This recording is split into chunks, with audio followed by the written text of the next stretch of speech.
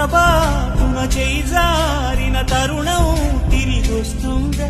ప్రతి పూటొక పుటగా తన పాఠం వివరిస్తుందా? మన కోసమే తనలో తను రగిలే రవి తపనంత కనుమూసిన తరువాతనే పెను చీకటి చెబుతుందా? కడతేరని పయనాలేమి పడదోసిన ప్రణయాలేమి అని తిరగే ఛాయా చరిత పుటలు వెను చూడక ఉరికే కథలు తమ ముందు తరాలకు స్మృతుల చితులు అందించాలా ప్రేమికుడు. ఇది కాదే విధిరాత